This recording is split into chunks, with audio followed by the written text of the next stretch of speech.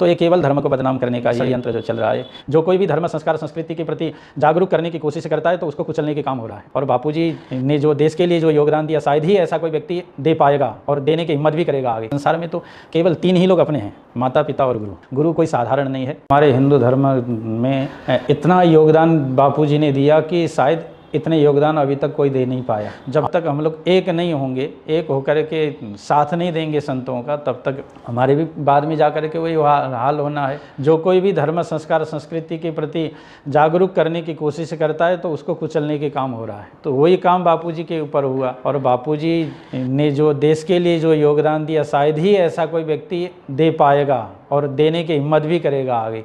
एक भी केस ऐसा नहीं कि जो सिद्ध हुआ हो। तो ये केवल धर्म को बदनाम करने का ही एक षड्यंत्र जो चल रहा है। इसमें विदेशी ताकतें भी इसमें लगी हुई है, केवल स्वदेशी ना होकर के केवल मिशनरियों का ही इतना काम नहीं कि विदेशी ताकत भी इसमें लगी हुई है।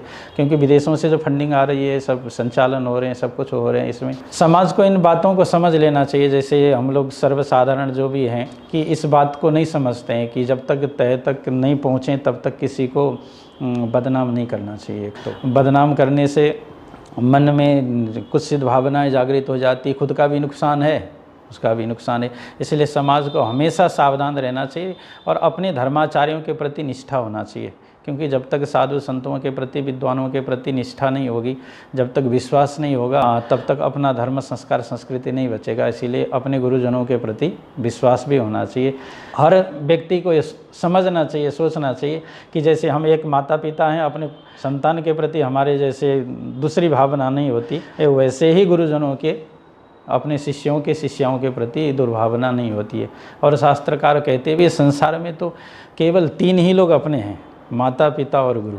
और संसार में कोई भी नाते आप ले लो कि अपने बच्चों के तरक्की को देख कर के केवल 3 लोग ही हमेशा खुश रहते हैं, माता पिता या गुरु। और संसार के जितने भी रिश्ते कुछ न कुछ जलन चीड़ होता ही होता है। किसी की तरक्की को लेकर के हो, चाहे कोई कमा भी रहा हो तो कोई शिष्य अपने से बड़ा हो जाए तो गुरु को गर्व होती है, कोई शिष्य अपने से ज़्यादा कमाए तो गुरु को गर्व होती है, जैसे माता पिता को गर्व होती है। तो ये गुरु और माता पिता का रिश्ता समझने की ज़रूरत है। जब तक ये समझ में नहीं आएगा तब तक तो ऐसा ही चलता रहेगा। तो हमारे समाज को भी ये समझ लेना चाहिए कि गुरु कोई साधारण नहीं है।